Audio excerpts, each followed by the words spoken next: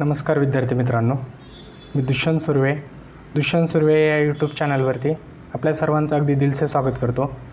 तुम्ही जर या चॅनलवरती नवीन असाल तर चॅनलला सबस्क्राईब करा, व्हिडिओला लाईक करा आणि शेअर करा. ओके, तर आजच्या लेक्चरचा आपला टॉपिक असणार आहे भारतीय राज्यघटनेची प्रमुख वैशिष्ट्ये. बघूयात. 1949 मध्ये स्वीकृत घटनेत अनेक घटनादुरुस्त्यांमुळे मोठ्या प्रमाणात बदल करण्यात आले. 42व्या घटनादुरुस्तीला मिनी कॉन्स्टिट्यूशन म्हणजेच लघु राज्यघटना असं म्हटलं जातं.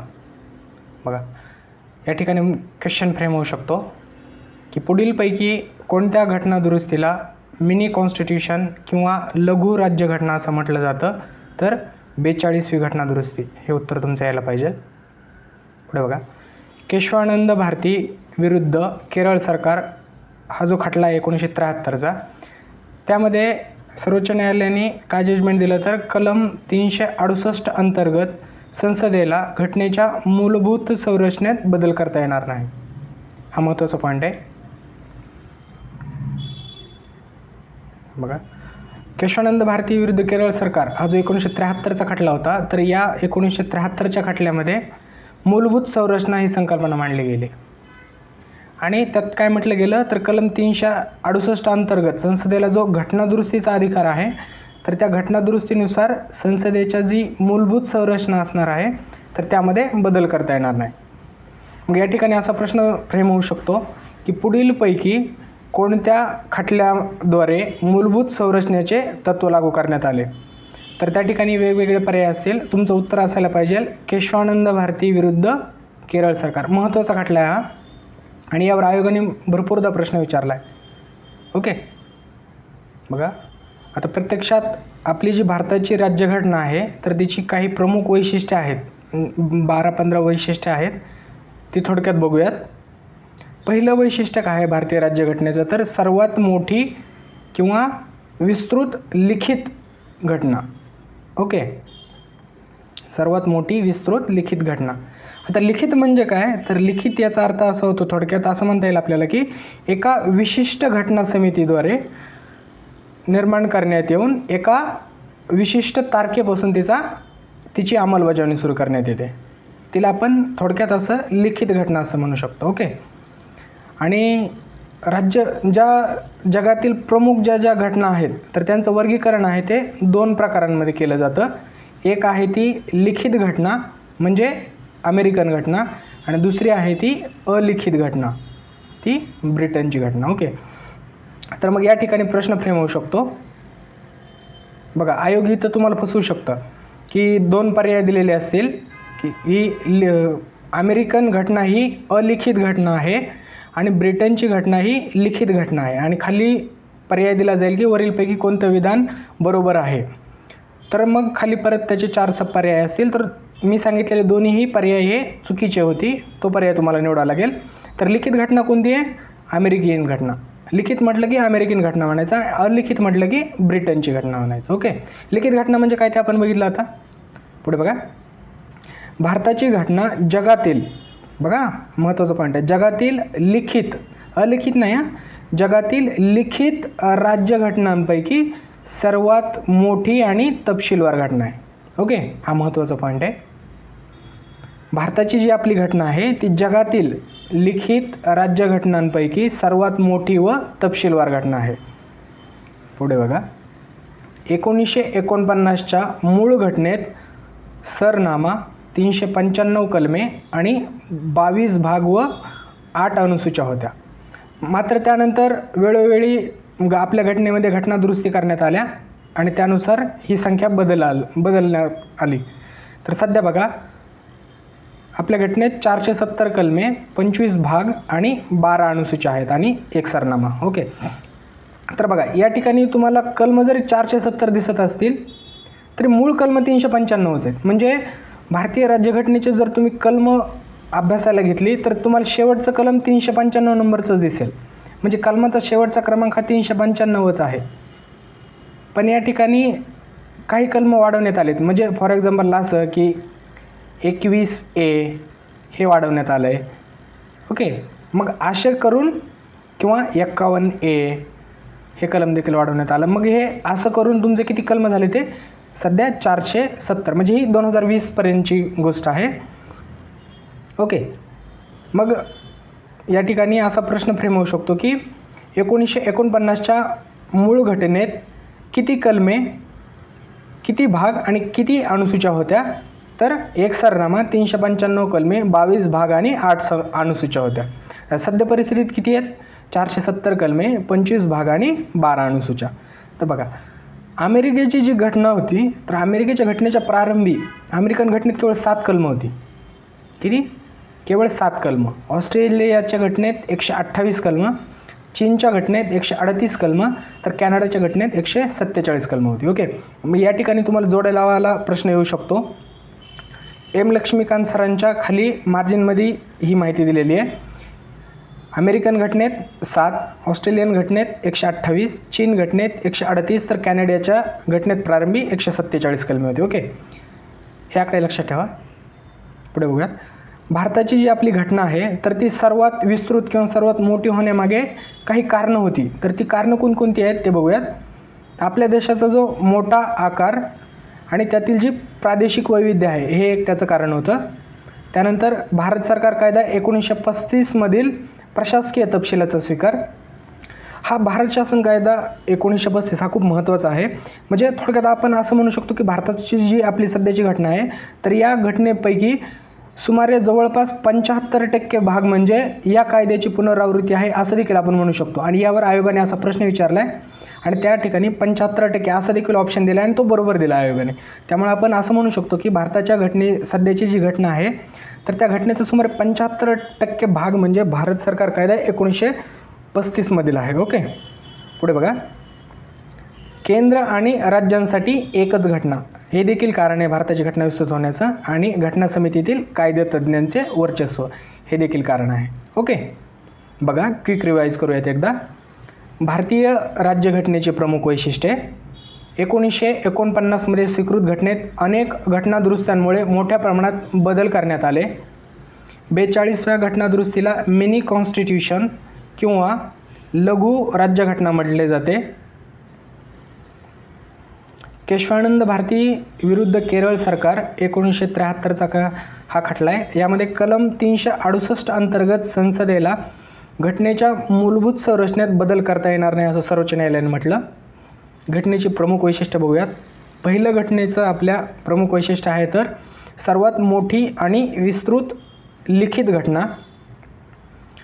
आणि ज्या काही जगातल्या राज्यघटना आहेत त्यांचं वर्गीकरण 2 प्रकारांमध्ये केलं जातं. एक लिखित घटना, उदाहरणार्थ अमेरिकेची घटना. अलिखित राज्यघटना, उदाहरणार्थ ब्रिटनची घटना. आणि भारताची घटना जगातील लिखित राज्यघटनांपैकी सर्वात मोठी व तपशीलवार आहे. 1949च्या मूळ घटनेत सरनामा, 395 कलमे, 22 भाग, 8 अनुसूच्या होत्या. तर सध्या परिस्थितीत 470 कलमे, 25 भाग व 12 अनुसूच्या आहेत. भारताची घटना सर्वात विस्तृत होण्यामागे पुढील कारणे आहेत.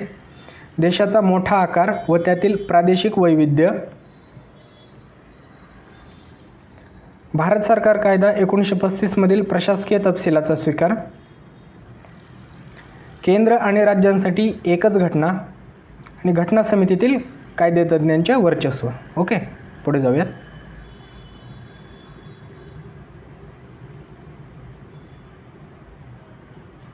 आपल्या घटनेचं दुसरं वैशिष्ट्य बघूयात आता.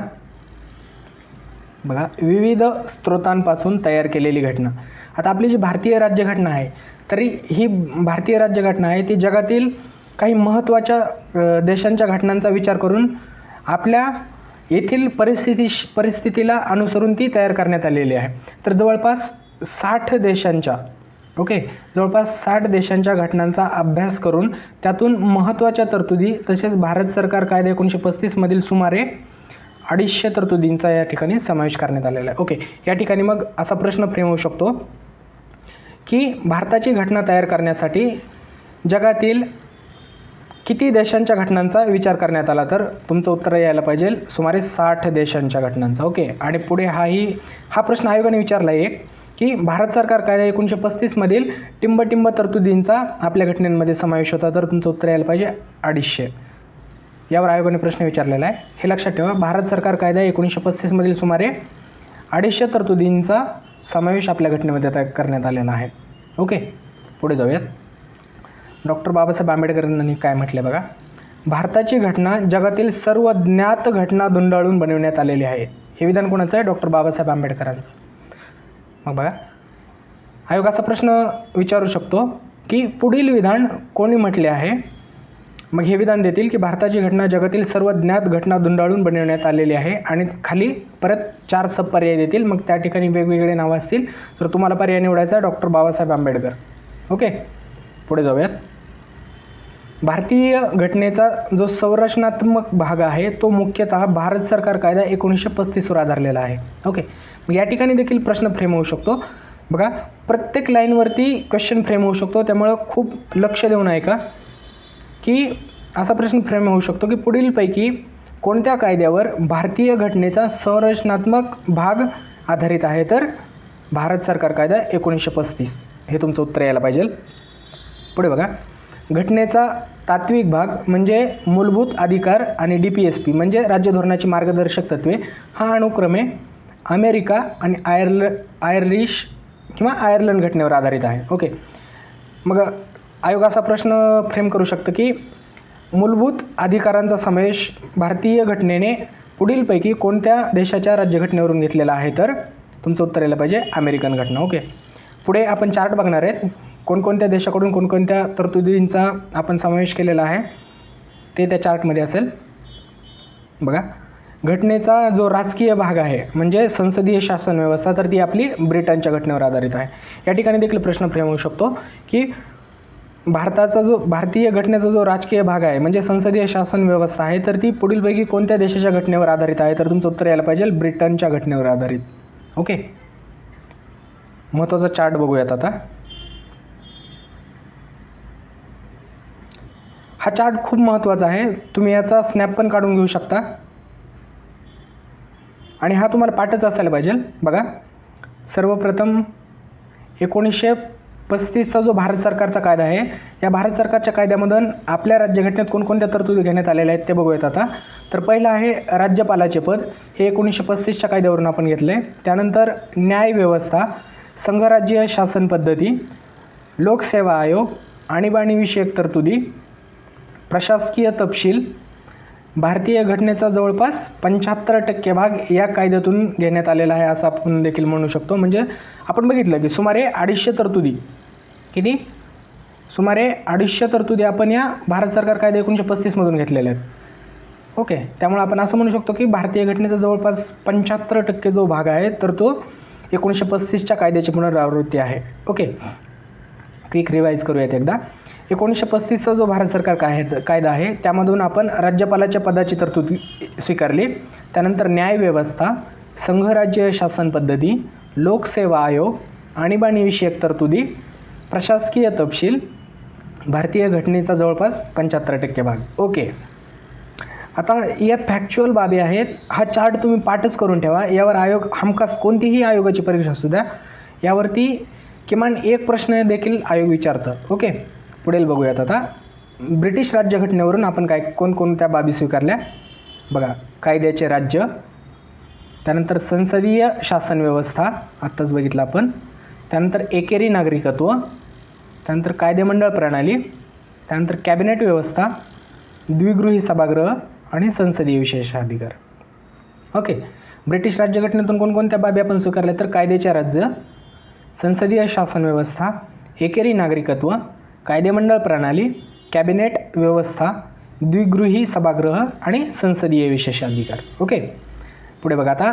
अमेरिकन राज्यघटनेतून आपण कोणकोणत्या बाबी स्वीकारल्या ते बघा.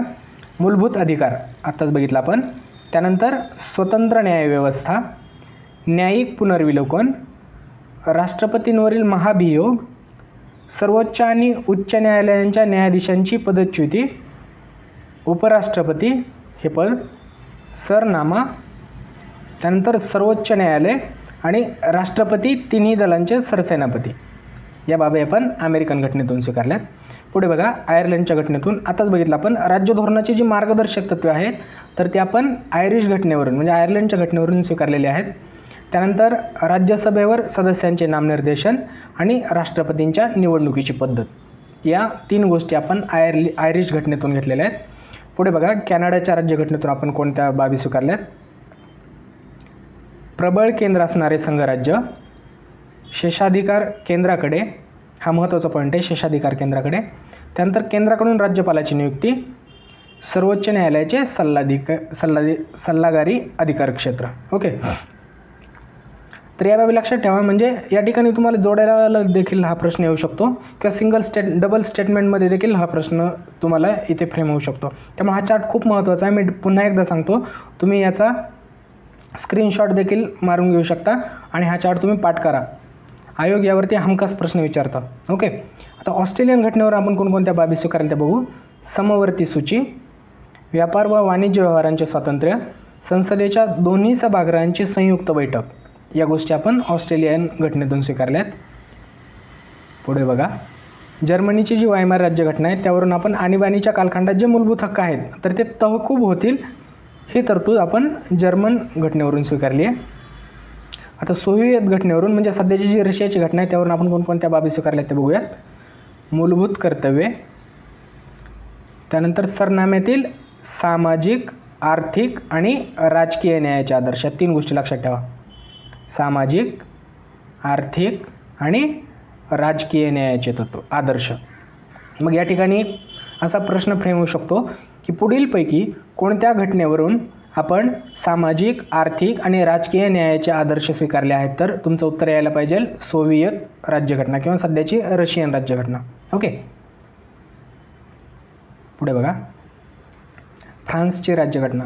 तर फ्रान्सच्या राज्यघटनेतून आपण प्रजासत्ताक म्हणजे गणराज्य पद्धती व सरनाम्यातील स्वातंत्र्य, समता व बंधुता हे आदर्श स्वीकारले आहेत. मग या ठिकाणी देखील प्रश्न फ्रेम होऊ शकतो, पुढीलपैकी कोणत्या देशाच्या राज्यघटनेतून आपण सरनाम्यातील स्वातंत्र्य, समता व बंधुता हे आदर्श स्वीकारलेले आहेत? तर तुमचं उत्तर यायला पाहिजे फ्रान्सची राज्यघटना. ओके, दक्षिण आफ्रिकन राज्यघटना. या ठिकाणी घटना दुरुस्तीची पद्धत आणि राज्यसभा सदस्यांची निवडणूक या बाबी आपण स्वीकारलेल्या आहेत. आणि जपानची जी राज्यघटना आहे त्यांच्याकडून आपण कायद्याने प्रस्थापित राज्यपद्धती ही गोष्ट स्वीकारली. ओके, पुन्हा एकदा सांगतो मी, हा चार्ट खूप महत्त्वाचा आहे, तुम्ही हा पाठ करा. पुढे जाऊयात. भारतीय राज्यघटनेचं पुढील वैशिष्ट्य बघूया आता आपण. तिसरं, लवचिकता आणि ताठरता यांचा समन्वय. ओके, मग कोणतीही घटना ही ताठर आहे किंवा लवचिक आहे हे कशावरून ठरतं? तर त्या घटनेतील घटना दुरुस्तीच्या पद्धतीवरून ठरतं. कशावरून? घटना दुरुस्तीच्या पद्धतीवरून ठरतं. ओके, कोणत्याही देशाची घटना ही ताठर आहे वा लवचिक आहे हे कशावरून ठरतं? तर त्या घटनेतील घटना दुरुस्तीची जी पद्धत आहे त्या पद्धतीवरून ते ठरवलं जातं. ओके, बघा, घटना ताठर आहे वा लवचिक आहे हे त्या घटनेच्या घटना दुरुस्तीच्या पद्धतीवरून ठरवलं जातं. ताठर घटना बघूया सुरुवातीला. आता ताठर घटना कुठली आहे? तर अमेरिकन घटना. या ठिकाणी जी घटना दुरुस्ती करण्यासाठी त्या ठिकाणी विशेष प्रक्रियेची गरज असते. मग या ठिकाणी असंही आपण म्हणू शकतो की ज्या घटनेमध्ये घटना दुरुस्ती करण्यासाठी विशेष प्रक्रियेची गरज असते त्या घटनेला आपण ताठर घटना असं म्हणू. आणि दुसरी आहे लवचिक घटना. उदाहरणार्थ ब्रिटनची घटना, म्हणजे सामान्य कायद्याद्वारे घटना दुरुस्ती करता येते. मग या ठिकाणी आपण असंही म्हणू शकतो की ज्या घटनेमध्ये सामान्य कायद्याद्वारे घटना दुरुस्ती करता येऊ शकते त्या घटनेला लवचिक घटना असं म्हणताय. ओके, पुढे जाऊयात.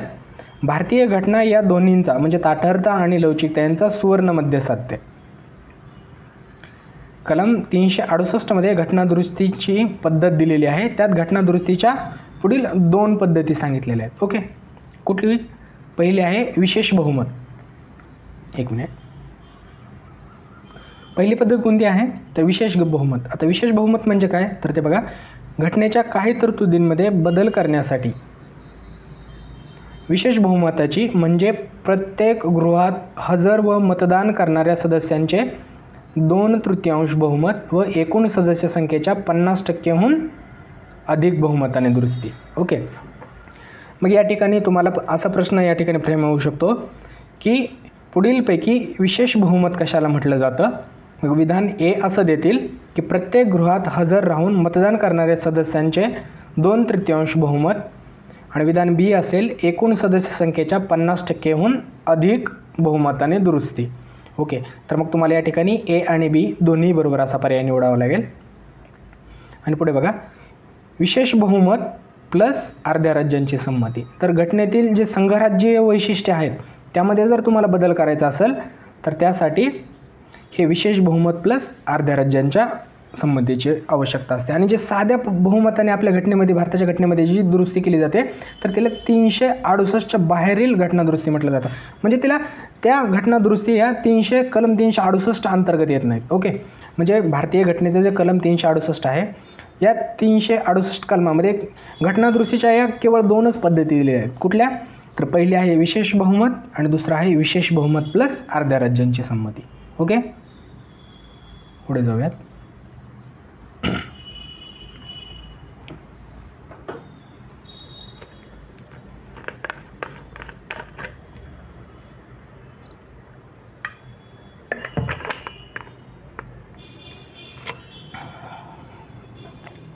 सॉरी,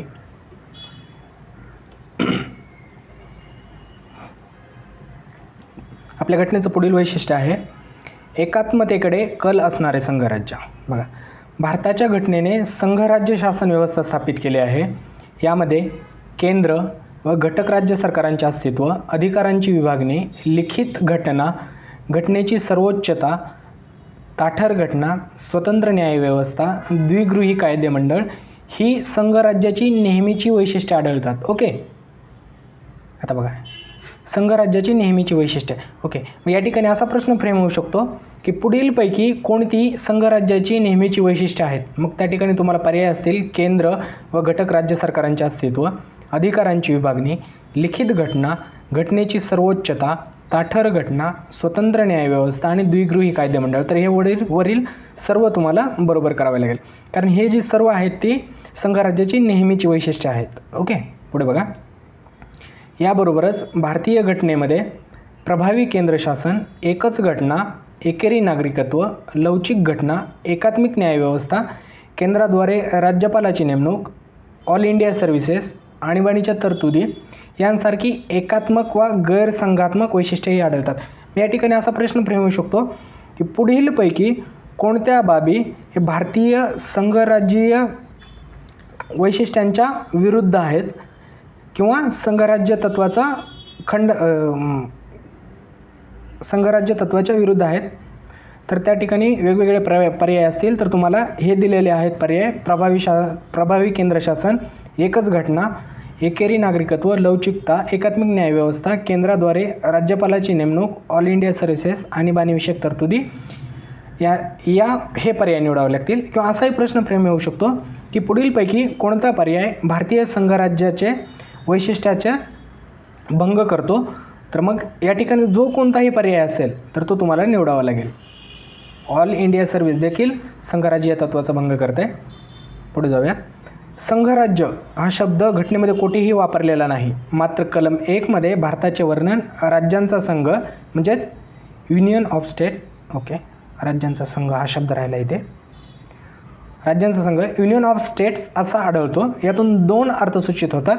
पहिलं कुठलं की भारतीय संघराज्य या राज्यातील कराराने बनलेले नाही. ओके, म्हणजे अमेरिकन जे संघराज्य आहे USA, United state of America, तर हे एका कराराने तयार झालेलं आहे. तसं आपलं भारतीय संघराज्य नाही आहे कराराने बनलेलं.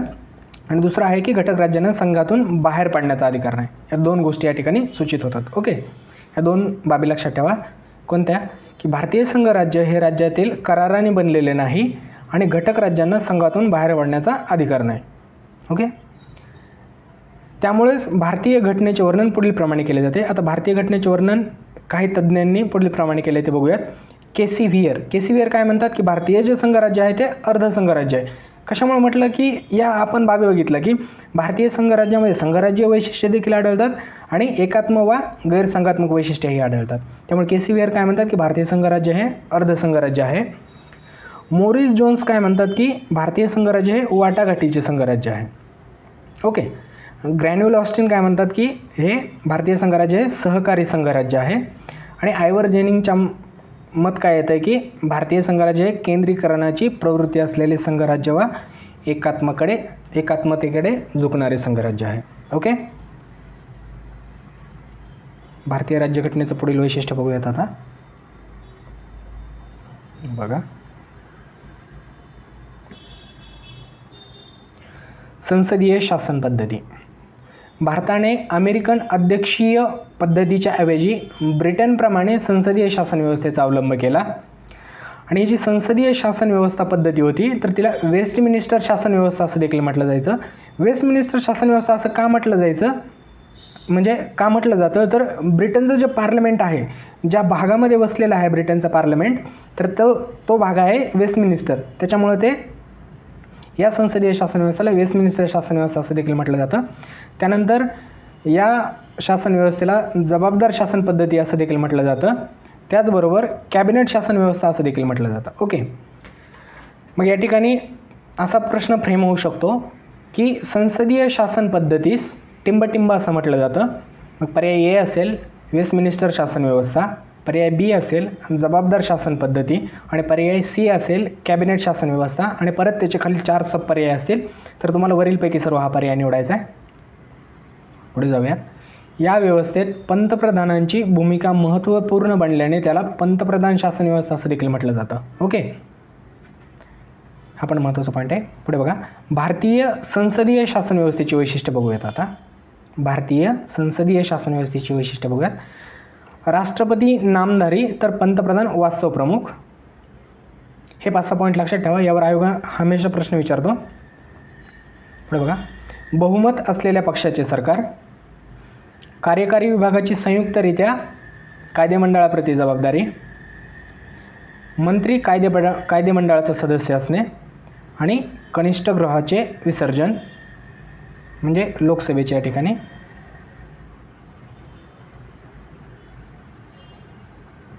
ओके. बघा, भारतीय संसदीय शासन व्यवस्थेची वैशिष्ट्ये एकदा रिपीट करूयात.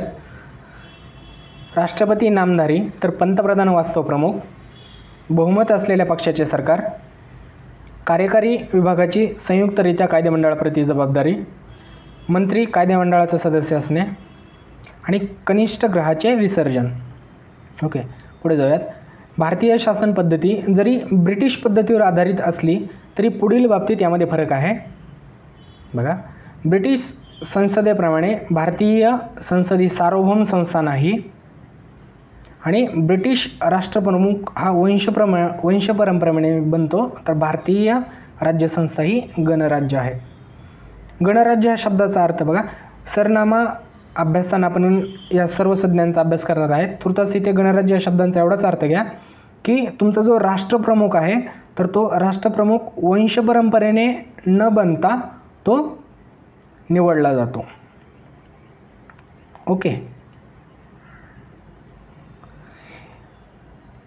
हे 2 प्रमुख फरक आहेत की भारतीय शासन पद्धती आणि ब्रिटिश पद्धतीवर. म्हणजे भारताने जी शासन पद्धती आहे ती ब्रिटिश पद्धतीवरून स्वीकारलेली असली तरी या 2 बाबी त्या ठिकाणी विसंगत आहेत. कोणत्या? तर ब्रिटिश संसदेप्रमाणे भारतीय संसद सार्वभौम संस्था नाही आणि ब्रिटिश राष्ट्रप्रमुख हा वंश परंपरेने बनतो, तर भारतीय राज्यसंस्था ही गणराज्य आहे. ओके. पुढील वैशिष्ट्य बघूयात. संसदीय सार्वभौमत्व आणि न्यायिक सर्वोच्चता यांचा समन्वय. संसदेच्या सार्वभौमत्वाचे तत्व हे ब्रिटनच्या घटनेवर तर न्यायिक सर्वोच्चतेचे तत्व अमेरिकन घटनेशी निगडीत आहे. ओके. या ठिकाणी प्रश्न फ्रेम होऊ शकतो. तुम्हाला 2 स्टेटमेंट दिले जातील की संसदीय सार्वभौमत्वाचे तत्व हे अमेरिकन घटनेशी निगडीत आहे आणि न्यायिक सर्वोच्चतेचे तत्व हे ब्रिटनच्या घटनेवर निगडीत आहे. आणि खाली परत त्याचे सब पर्याय असतील. मग ए बी बरोबर, ए बी चूक, ए बरोबर बी चूक, ए चूक, बी बरोबर. तर या ठिकाणी ए आणि बी दोन्ही चूक असं तुम्हाला पर्याय निवडावा लागेल, कारण सार्वभौमत्वाचे तत्व हे ब्रिटनच्या घटनेवर आहे, तर न्यायिक सर्वोच्चतेचे जे तत्व आहे ते अमेरिकन घटनेशी निगडीत आहे. ओके. या बाबी लक्षात ठेवा, इथे जमलिंग होऊ शकते तुमची. सार्वभौमत्वाचं तत्व म्हटलं की ब्रिटन घटना तुम्हाला आठवली पाहिजे आणि न्यायिक सर्वोच्चतेचे तत्व म्हटलं की अमेरिकन घटना तुम्हाला आठवली पाहिजे. ओके. पुढे जाऊयात. संसदेला कायदे करण्याचे आणि घटनादुरुस्तीचे अधिकार आहेत. या बाबतीत ती सार्वभौम आहे. मात्र संसदेने केलेले कायदे घटनाबाह्य आहेत म्हणून सर्वोच्च न्यायालयास ते बाद ठरवण्याचा अधिकार आहे. या दोन गोष्टी लक्षात ठेवा आता. म्हणजे आपली जी संसद आहे ती पूर्णतः सार्वभौमी नाही, म्हणजे त्यावर सर्वोच्च न्यायालयाचं थोड्याफार प्रमाणात का होईना पण नियंत्रण आहे. तर संसदेला कायदे करण्याचा आणि घटनादुरुस्तीचा अधिकार आहे, याबाबतीत ती सार्वभौम आहे. मात्र जी घटनादुरुस्तीने कायदे केलेत यानुसार हे केलेले कायदे घटनाबाह्य आहेत हे सर्वोच्च न्यायालय ठरवून ते बाद ठरवण्याचा अधिकार त्यांना आहे. ओके, पुढे बघूयात.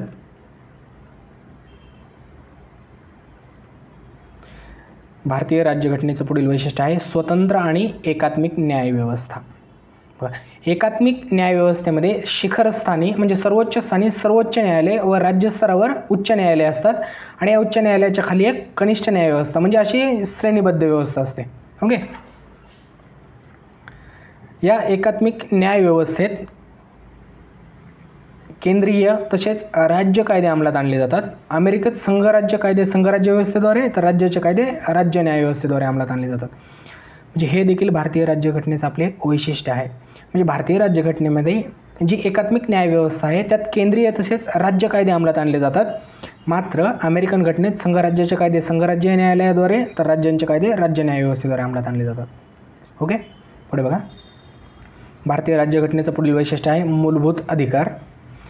भारतीय राज्यघटनेतील भाग 3 मध्ये सर्व नागरिकांना मूलभूत हक्कांची हमी दिली आहे. हे हक्क नागरिकांना प्रामुख्याने शासन संस्थेविरुद्ध, हा महत्त्वाचा पॉईंट आहे, हे जे मूलभूत अधिकार आहेत ते नागरिकांना प्रामुख्याने शासन संस्थेविरुद्ध उपलब्ध होतात. त्यामुळे हे हक्क राजकीय लोकशाहीच्या संकल्पनेला चालना देतात. राजकीय लोकशाही हा शब्द या ठिकाणी लक्षात ठेवा. पुढे बघणार आहोत तिथे तुम्हाला एक क्वेश्चन फ्रेम होऊ शकतो.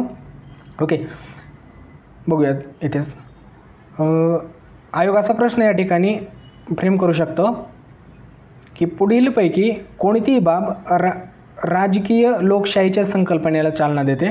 तर त्या ठिकाणी वेगवेगळे पर्याय असतील. मूलभूत हक्क, मार्गदर्शक तत्त्वे, ओके, DPSP. तर तुम्हाला पर्याय निवडायचा आहे मूलभूत हक्क. मूलभूत हक्क म्हणलं की राजकीय लोकशाही, हे लक्षात ठेवा तुम्ही. पुढे बघा. हे हक्क अमर्यादित नसून त्यावर पर्याप्त बंधने घालण्यात आली आहेत. यात घटनादुरुस्ती कायद्यान्वये संसद बदल करू शकते. ओके, हे जे मूलभूत हक्क आहेत तर यामध्ये कलम 368 नुसार संसद बदल देखील करू शकते घटनादुरुस्तीनुसार. आणि हे मूलभूत हक्क अमर्यादित नसून त्यावर पर्याप्त बंधने घालण्यात आलेले आहेत. कलम 20 आणि 21 मधील हक्क वगळता राष्ट्रीय आणीबाणीच्या काळात इतर हक्क स्थगित करता येतात. ओके, मग या ठिकाणी असा प्रश्न फ्रेम होऊ शकतो की राष्ट्रीय आणीबाणीच्या काळात पुढीलपैकी कोणते हक्क स्थगित करता येत नाहीत. तर कलम 20 आणि कलम 21 मधील हक्क. पुढे बघा. भारतीय राज्यघटनेचं पुढील वैशिष्ट्य बघूयात. राज्य धोरणाची मार्गदर्शक तत्वे, याला DPSP असं देखील म्हटलं जातं. Directive principles of state policies. Okay, doctor Babasaheb Ambedkar यांच्या मते राज्य धोरणाची मार्गदर्शक तत्वे घटनेचे नाविन्यपूर्ण वैशिष्ट्य आहे. बघा, मग या ठिकाणी क्वेश्चन फ्रेम होऊ शकतो की डॉक्टर बाबासाहेब आंबेडकर यांच्या मते पुढीलपैकी कोणती बाब ही भारतीय राज्यघटनेचे नाविन्यपूर्ण वैशिष्ट्य आहे. तर तुमचा उत्तर यायला पाहिजे राज्य धोरणाची मार्गदर्शक तत्वे. त्यांचा समावेश घटनेच्या भाग 4 मध्ये करण्यात आलेला आहे. मूलभूत हक्क भाग 3 मध्ये, राज्य धोरणाची मार्गदर्शक तत्वे जी आहेत ती भाग 4 मध्ये आहेत. पुढे बघा. सामाजिक आणि आर्थिक लोकशाहीच्या आदर्शांना चालना देऊन भारतात कल्याणकारी राज्याची निर्मिती करण्याचे यांचं उद्दिष्ट आहे. ओके, मग अशी आपण बघितलं की मूलभूत अधिकार जे आहेत ते राजकीय लोकशाहीच्या संकल्पनेला चालना देतात. तर राज्य धोरणाची जी मार्गदर्शक तत्वे आहेत ती सामाजिक आणि आर्थिक लोकशाहीच्या आदर्शांना चालना देतात. ओके, या दोन बाबी लक्षात ठेवा. मग MCQ कसा फ्रेम होऊ शकेल इथे. तर मूलभूत हक्क हे राजकीय लोकशाहीच्या संकल्पनेला चालना देतात आणि राज्य धोरणाची मार्गदर्शक तत्वे ही सामाजिक व आर्थिक लोकशाहीच्या आदर्शांना चालना देतात. असे A आणि B स्टेटमेंट विचारतील तुम्हाला, तर मग तुमचं उत्तर यायला पाहिजे A आणि B दोन्हीही बरोबर. ओके, पुढे बघा. मार्गदर्शक तत्वे न्यायप्रविष्ट नाहीत, म्हणजे यांचा जरी भंग झाला तरी तुम्हाला दाद मागण्यासाठी न्यायालयात जाता येत नाही, असा अर्थ होतो याचा. मिनर्वा मिल्स हा खटला या ठिकाणी महत्त्वाचा आहे. तो बघा. मिनर्वा मिल्स विरुद्ध भारतीय संघराज्य 1980 या खटल्यामध्ये सर्वोच्च न्यायालयाने असं घोषित केले की भारतीय घटना मूलभूत हक्क आणि मार्गदर्शक तत्त्वे यांतील संतुलनाच्या आधारशिलेवर उभी आहे. ओके, तर मग या ठिकाणी असा प्रश्न फ्रेम होऊ शकतो की मिनर्वा मिल्स विरुद्ध भारतीय संघराज्य हा जो खटला आहे तो पुढीलपैकी कशाशी संबंधित आहे? तर तुमचं उत्तर या ठिकाणी यायला पाहिजे मूलभूत हक्क आणि मार्गदर्शक तत्त्वे यांच्यातील संतुलनाशी संबंधित आहे. ओके, भारतीय राज्यघटनेच्या पुढील वैशिष्ट्याकडे जाऊयात. बघा, मूलभूत कर्तव्य हे भारतीय राज्यघटनेचं पुढील वैशिष्ट्य आहे. आता हे जे मूलभूत कर्तव्य होते तर मूळ जी 26 नोव्हेंबर 1949ची जी मूळ घटना होती तर या मूळ घटनेत या मूलभूत कर्तव्यांचा समावेश नव्हता. मात्र स्वर्णसिंह समितीच्या शिफारशीनुसार 1976च्या 42व्या घटना दुरुस्तीनुसार घटनेत नवीन भाग 4A किंवा एक मिनिट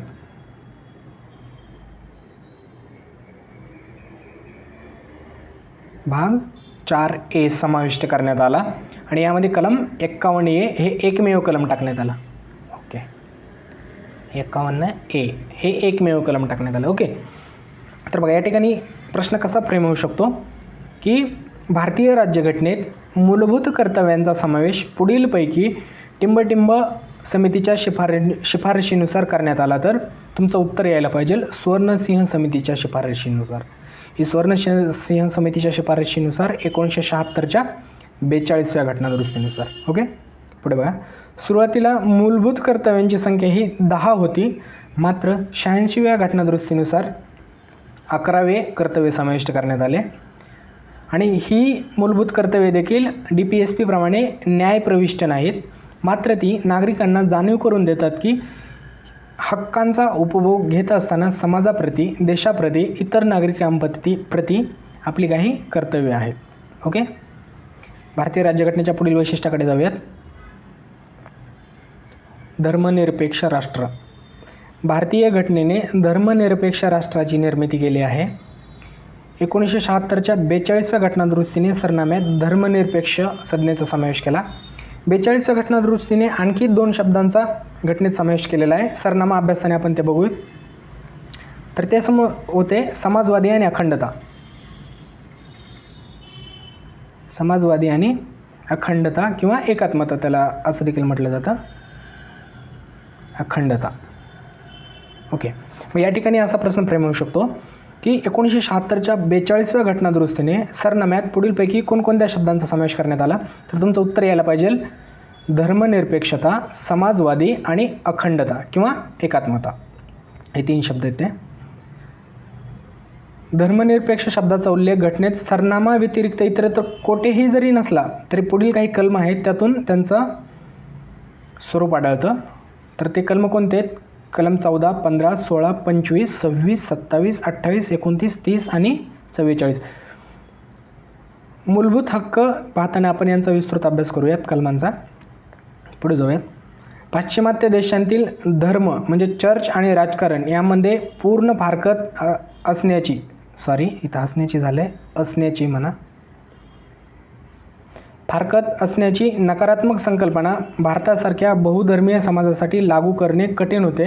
त्यामुळे भारताची घटना सर्व धर्मांना समान संरक्षण अशी धर्मनिरपेक्षतेची सकारात्मक व्याख्या करते. ओके, बघा, जे वेस्टर्न कंट्रीज आहेत तर त्या धर्मनिरपेक्षतेची नकारात्मक व्याख्या करतात, तर भारतीय जी घटना आहे तर ती धर्मनिरपेक्षतेची सकारात्मक व्याख्या करते, म्हणजे सर्व धर्मांना समान संरक्षण. या ठिकाणी असा प्रश्न फ्रेम होऊ शकतो की भारतीय घटना धर्मनिरपेक्ष शब्दाची टिंबटिंब व्याख्या करते. मग त्या ठिकाणी सकारात्मक पर्याय असेल, नकारात्मक असेल वा वरील दोन्ही असेल तर तुमचं उत्तर यायला पाहिजे सकारात्मक.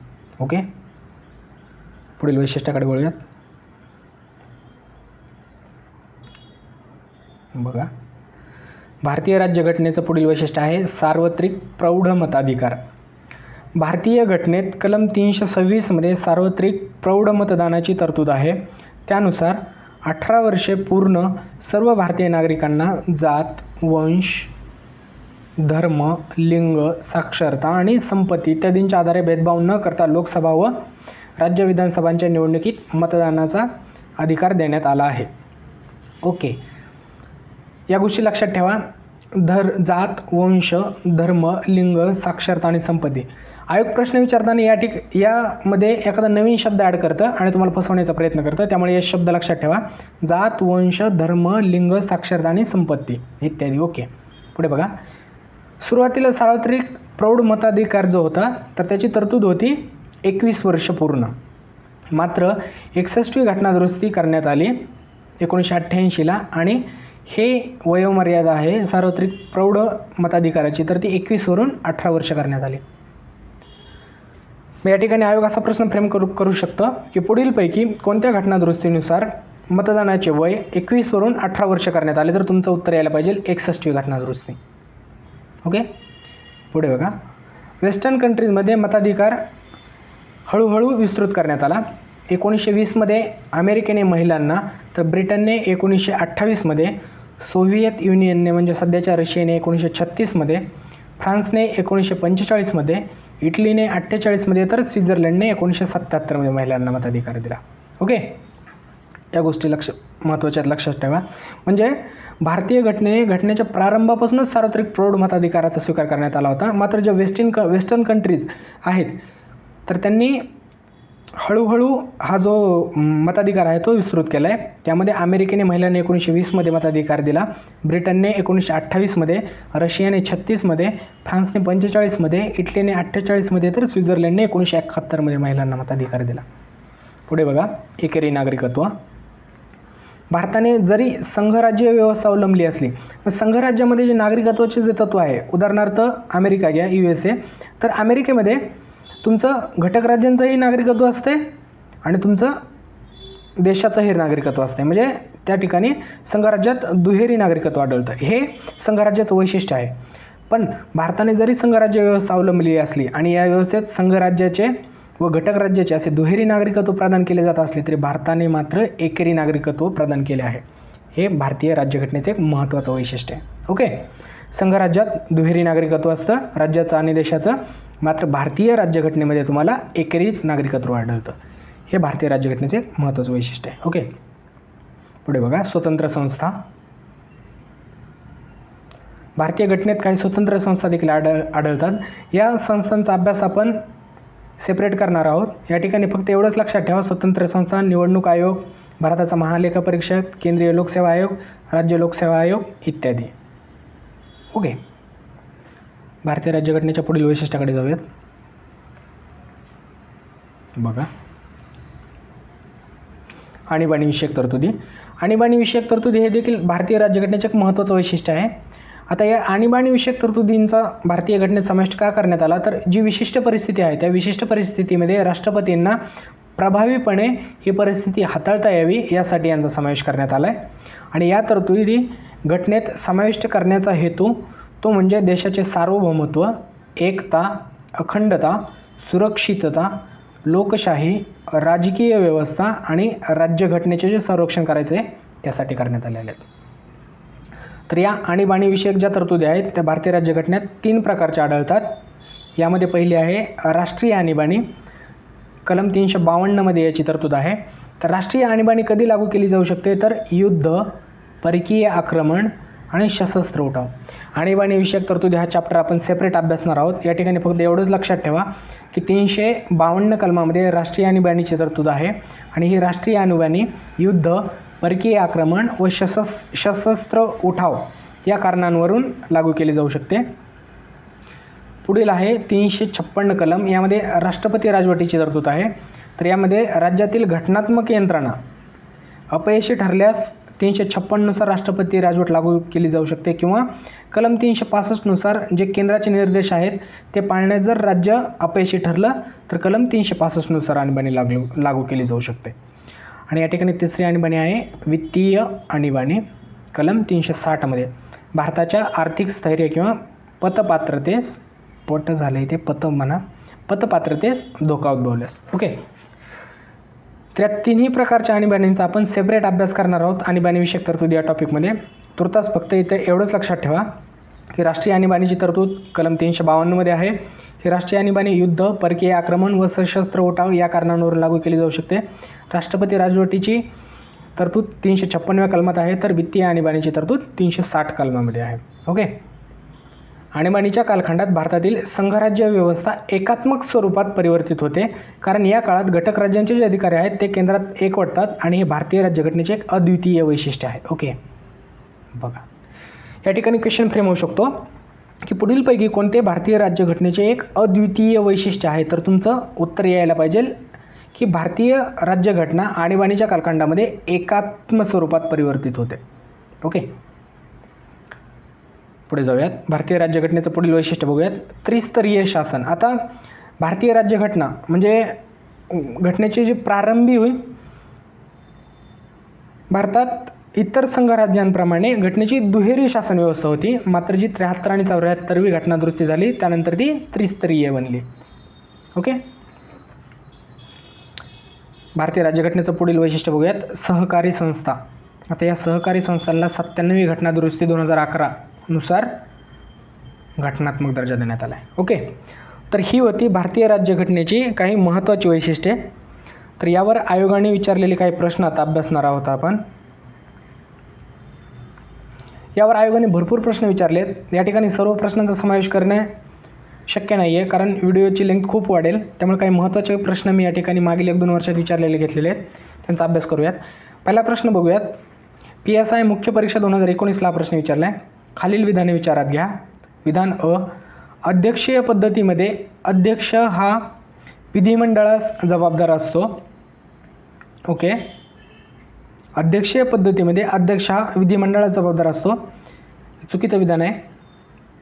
संसदीय पद्धतीत राज्याचा प्रमुख हा राजा देखील असू शकतो. हे बरोबर आहे, आपण बघितलं. ब्रिटनची घटना आठवा. ओके. पुढे बघूयात. अध्यक्षीय पद्धतीत अध्यक्ष हा शासन प्रमुख असतो. हे देखील बरोबर आहे. अमेरिकन घटना आठवा. आणि भारतातील संसदीय पद्धतीत राष्ट्रपती हा वास्तविक शासन प्रमुख आहे. हे चुकीचं आहे. ओके. सॉरी. तर भारतीय संसदीय पद्धतीत राष्ट्रपती नसून पंतप्रधान हा वास्तविक शासन प्रमुख आहे. तर राष्ट्रपती हे काय आहे? नामधारी प्रमुख आहे. ओके. त्यामुळं हा पर्याय या ठिकाणी चुकीचा निघतो. बघा मग, अ आणि ड कुठल्या पर्यायामध्ये नाही? या ठिकाणी आहे, या ठिकाणी देखील अ आहे आणि या ठिकाणी ड आहे. त्यामुळे हे तिन्ही पर्याय बाद ठरतात तुमचे. तुमचं उत्तर येतं ब आणि क बरोबर. ओके. पुढील प्रश्न बघूयात.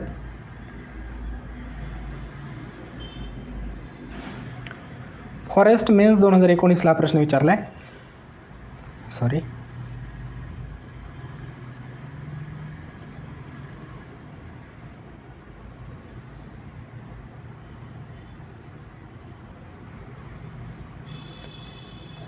फॉरेस्ट मेन्स 2019ला प्रश्न विचारला आहे. भारतीय संघराज्य प्रणालीची खालीलपैकी कोणती वैशिष्ट्ये आढळून येतात? आपण अभ्यासलं आहे. ओके. सत्ता विभाजन संघराज्य पद्धतीचं वैशिष्ट्य आहे. दुहेरी नागरिकत्व. ओके.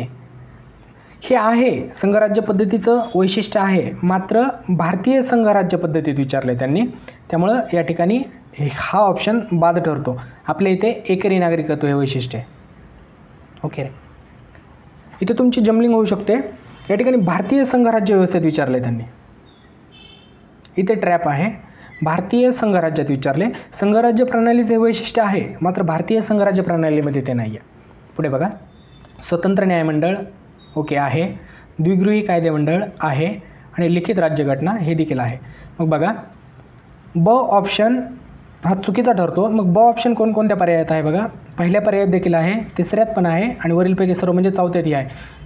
मग या ठिकाणी तुम्ही पर्यायाकडून पण जाऊ शकता एलिमिनेशन मेथडने. तर या तिन्ही पर्याय तुमचे चुकीचे ठरतात. तुमचं उत्तर येतं पर्याय क्रमांक 2 अ, क आणि ड ई बरोबर. ओके. पुढील प्रश्न अभ्यासूयात.